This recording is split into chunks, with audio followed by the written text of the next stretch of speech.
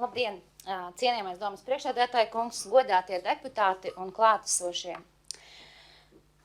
Deputāti, jūs šodien nelemjat par vienu skolu, jūs lemjat par to, kādu Jēkabpils novadu mēs veidojam nākotnē.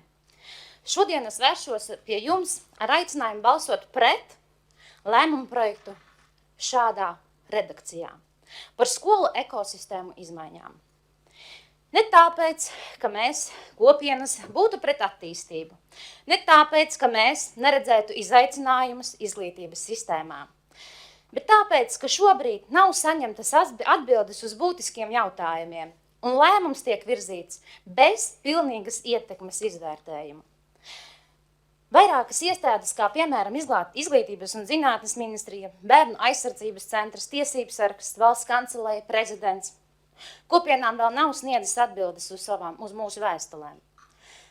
Ar nožēlu jāsaka, ka Dignājas pamatskolas sūtītā vēstule, kurai šodien aprit 30 darba dienu atbildes laiks termiņš, arī Jēkabpils novada vēstule nav saņemta, bet jums līdz dienas laikām, protams, ir laiks sniegt šo atbildi.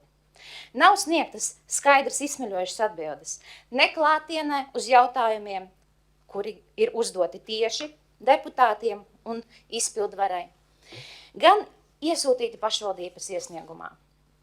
Šādos apstākļos pieņemt neatgriezenisku lēmumu nozīmētu rīkoties nepietiekami atbildīgi. Par bērnu tiesībām un pašvaldības pienākumu Labklājības ministrija savā 26. gada 24. februāra vēstulē, kura nosūtīta Dignājas pamatskolai, Jēkabpils novada pašvaldībai un Izglītības ministrijai, uzsver vairākus būtiskus principus. Ikvienam lēmumam, kas skar bērnus, jābūt vērstam uz bērnu vislabākajām interesēm. Pašvaldībai ir pienākums nodrošināt obligātās izglītības pieejamību savā administratīvajā teritorijā.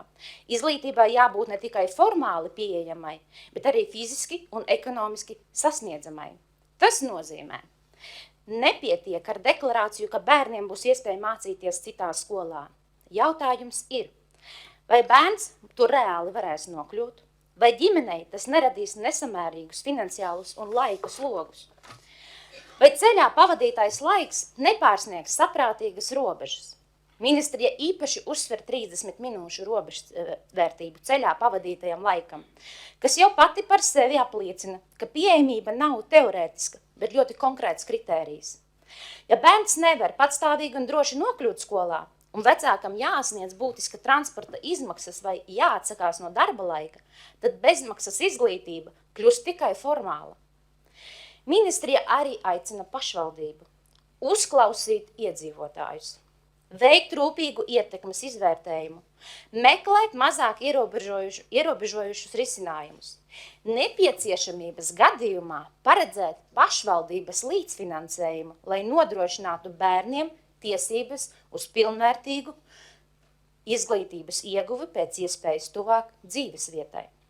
Vai šobrīd šādas pilnvērtīgas ietekmes novērtējums ir veikts? Vai aprēķināts reālais ceļa pavadītais laiks katram bērnam?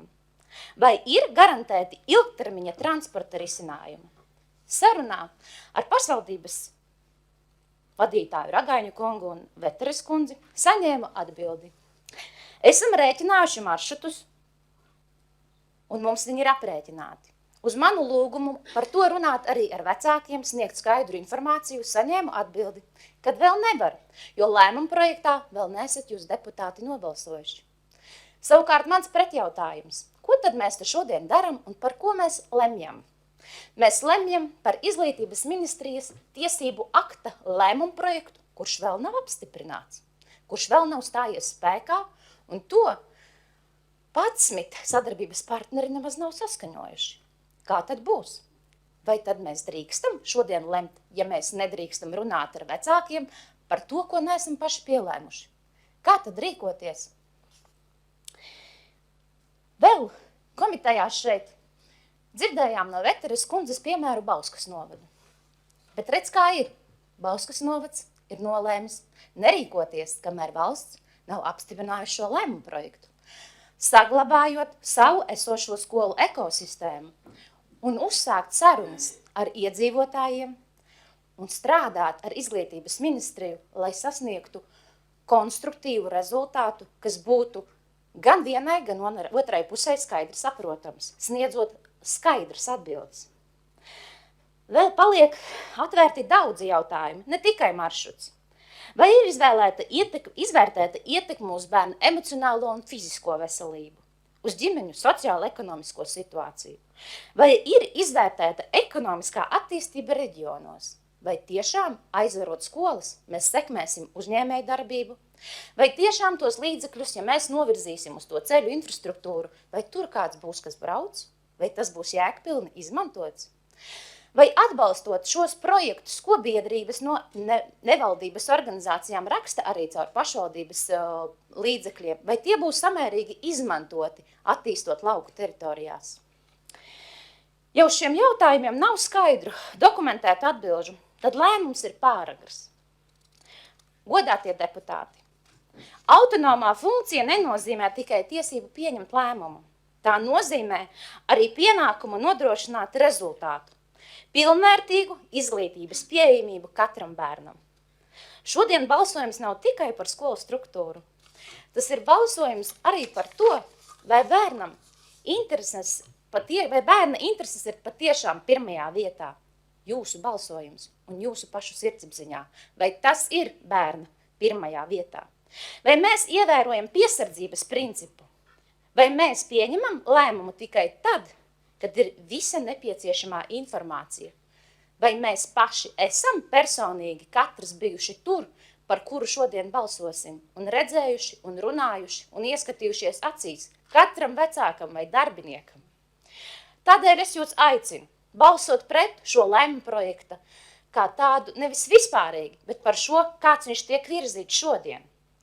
Uzdot sagatavot pilnvērtīgu ietekmes novērtējumu, sagaidīt visus iesaistīto iestāžu atbildes, nodrošināt atklātu un pamatotu diskusiju ar sabiedrību. Atlikt lēmumu nozīmē rīkoties atbildīgi. Pieņemt to bez pilnīgas informācijas nozīmē uzņemties risku, ka tiks ierobežotas bērnu tiesības.